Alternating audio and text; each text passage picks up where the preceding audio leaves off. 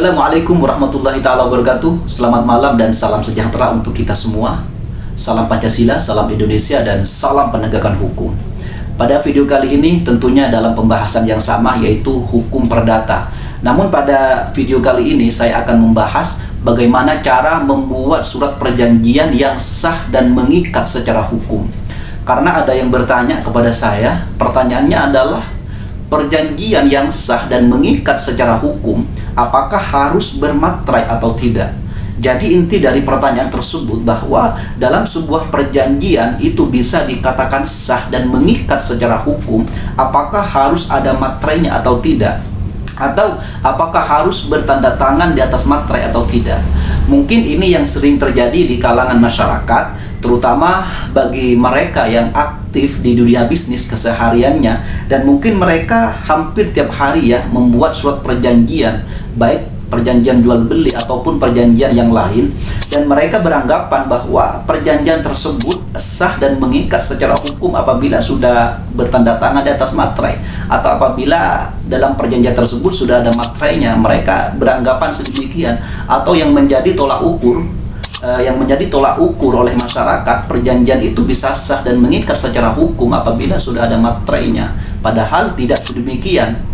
Jadi kalau kita bicara masalah perjanjian, maka tidak ada satu pasal pun yang menjelaskan bahwa dalam perjanjian tersebut bisa sah dan mengikat secara hukum apabila sudah ada materainya. Tidak ada satu pasal pun yang menjelaskan sedemikian.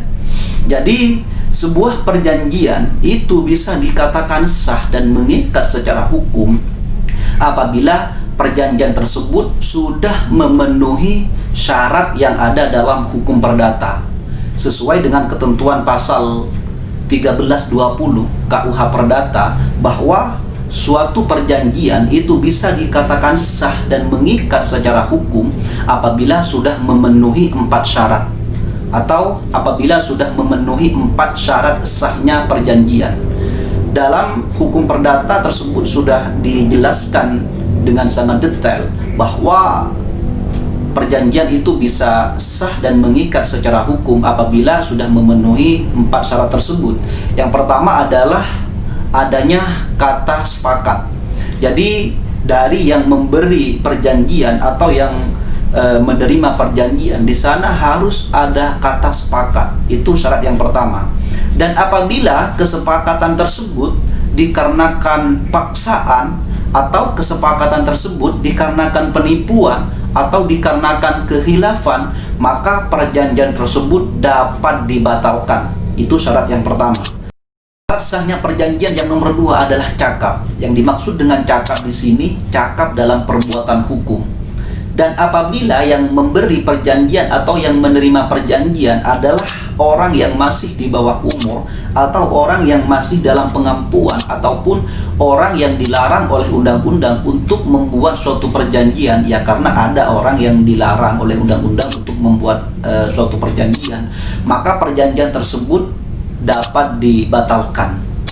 Dan untuk seseorang itu bisa dikatakan dewasa sesuai dengan ketentuan pasal 330, bahwa seseorang itu bisa dikatakan dewasa apabila seseorang tersebut sudah berumur 21 tahun, atau mereka belum berumur 1 tahun tapi sudah menikah dan mendapatkan surat nikah, itu juga dikatakan orang yang dewasa. Dan untuk syarat sahnya perjanjian yang nomor 3 adalah adanya hal tertentu.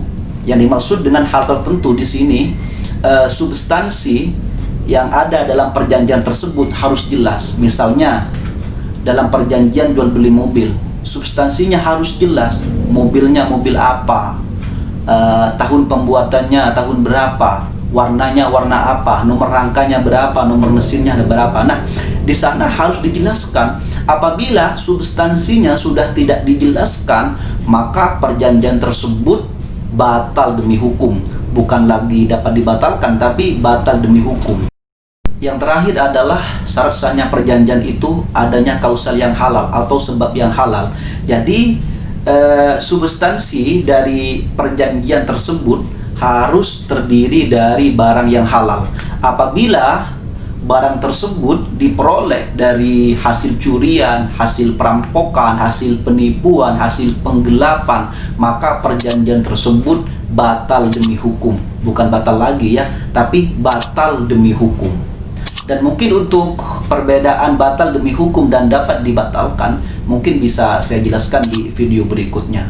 Mungkin itu saja yang dapat saya sampaikan. Apabila video ini bermanfaat, berguna, don't forget to like, comment, share, and subscribe untuk mendapatkan video terbaru dari Gus Iman Official. Oke, mate. Cheers. Assalamualaikum warahmatullahi taala wabarakatuh. Selamat malam.